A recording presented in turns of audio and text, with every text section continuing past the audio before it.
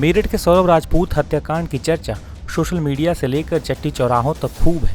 जिस जघन्य तरीके से मुस्कान ने साहिल के साथ मिलकर इस हत्याकांड को अंजाम दिया है वो काफ़ी भयावह है। सौरभ राजपूत की हत्या से पहले उनका केवल एक वीडियो सामने आया था जिसमें वो अपनी बेटी और पत्नी मुस्कान के साथ डांस कर रहे हैं।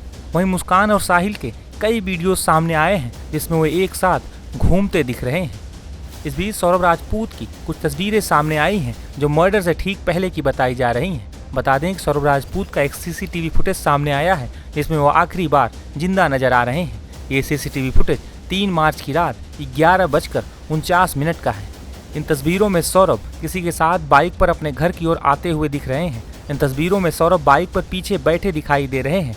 बाइक चलाने वाला शख्स सौरभ का दोस्त बताया जा रहा है। मीडिया रिपोर्ट्स के मुताबिक ये तस्वीरें उस वक्त की हैं जब सौरभ अपने परिवार के लिए खाना लेकर वापस अपने घर को लौट रहे थे। दरअसल इसी खाने में मुस्कान ने दवा मिला दी थी। इसे खाने के बाद सौरभ गहरी नींद में सो गए थे। इसके बाद मुस्कान ने पति सौरभ के सीने में खंजर उतारकर उनकी जान ले ली। गौरतलब है कि 3 मार्च की रात को सौरभ की हत्या करने और उनके शव को टुकड़े टुकड़े करके नीले रंग के ड्रम में सीमेंट से सील करने के बाद मुस्कान अपने प्रेमी साहिल के साथ हिमाचल चली गई थी। हिमाचल से दोनों के वापस आने के बाद इस हत्याकांड का खुलासा हुआ था। हालांकि अब सौरभ के दोनों कातिल यानी मुस्कान और साहिल जेल की सलाखों के पीछे कैद हैं। वहीं आज साहिल की नानी उससे मिलने पहुंची थी। साहिल से मुलाकात के बाद नानी ने क्या क्या कहा है आपको सुनवाते हैं। खाना वाना मिल रहा है, कोई दिक्कत तो नहीं हो रही? मुस्कान से भी मुलाकात हुई आपकी? वो तो अगर नहीं भी होगा ना, वो मुझसे तो यही कहेगा कोई मुझे परेशानी नहीं है। अच्छा। मैं नानी हूँ, उसे पता है क्या करना है। तो ये अगर कोई परेशानी होगी तो मुझसे नहीं, मुझे नहीं कहेगा मैं ठीक हूँ। कोई एक आध बात तो बताई होगी उन्होंने। नानी मुस्कान से मिलना चाहा आपने?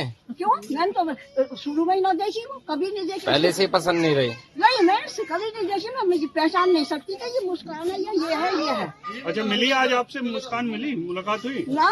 अच्छा नानी, वैसे सबसे अलग बात, ये जो केस हुआ है आप इसे कितना गंभीर मानते हैं, कितना गलत केस है? ये है, इससे गलत कुछ हो नहीं सकता, ये कह रही है। पर कैसे क्या करा इसमें मैं कंफ्यूज हूँ। कैसे क्या हुआ, क्यों उसके आदमी से साहिल को क्या परेशानी हुआ, और जो भी कुछ ये रचना रची है सब लड़की नहीं, मुस्कान नहीं करा है सब कुछ, जो भी कुछ करा।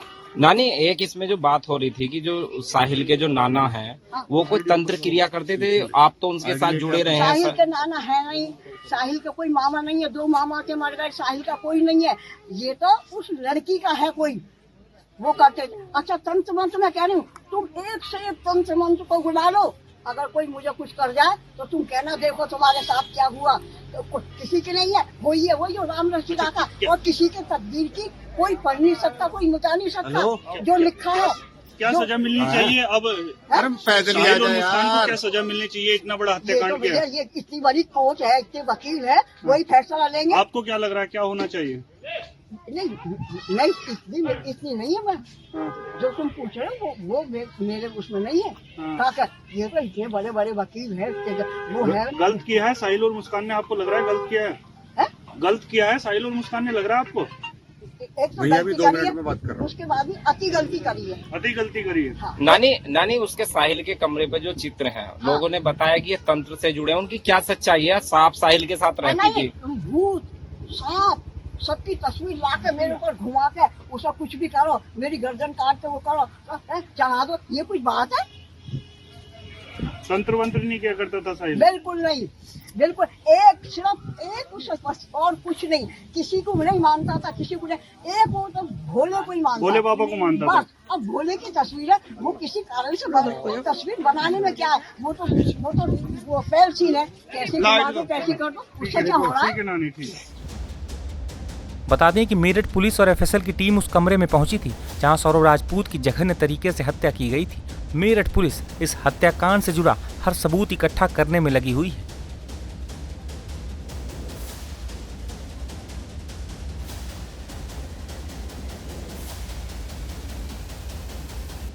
मेरठ पुलिस के अधिकारियों के साथ कल एफएसएल की टीम सौरभ राजपूत के उस घर पहुंची जहां पर उसकी हत्या की गई थी। इस वक्त हम उसी घर के बाहर मौजूद हैं। कल देर रात यहां पर एफएसएल की टीम पहुंची, इसके साथ ही यूपी पुलिस के अधिकारी भी थे और यहां पर उस कमरे की पूरी तरीके से जांच की गई। वहां से साइंटिफिक एविडेंस उठाए गए जहां पर सौरभ की हत्या की गई थी। उस बेड को पूरी तरीके से खंगाला गया, उसमें से ब्लड स्टेन्स लिए गए जहां पर सौरभ की लाश को छुपाया गया था।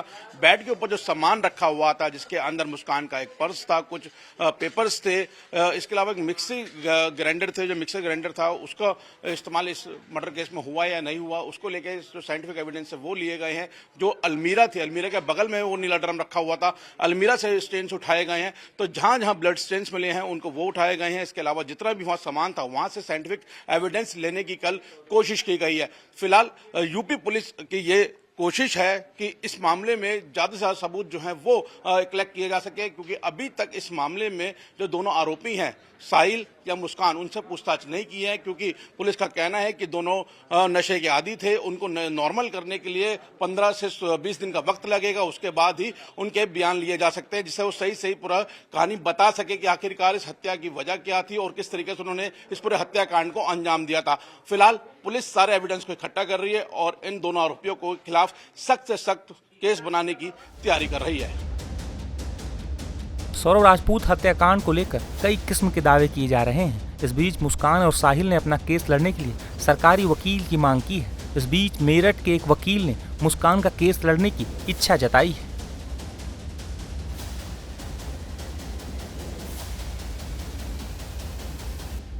सौरभ हत्याकांड में उसकी पत्नी मुस्कान मेरठ जेल के अंदर बंद है और वहीं उसका प्रेमी जो साहिल है वो भी मेरठ जेल के अंदर बंद है, जिसको बंद होने के बाद में इन दोनों आरोपियों ने सरकारी वकील की मांग की है। लेकिन मेरठ में एक ऐसे वकील भी हैं जिन्होंने मुस्कान का केस लड़ने की इच्छा जाहिर की है और वो भी गारंटी के साथ कि मुस्कान को फांसी की सज़ा नहीं होगी। आखिर वो ऐसा क्यों कह रहे हैं और उनको मुस्कान का केस लड़ने की चाहत क्यों जागी है?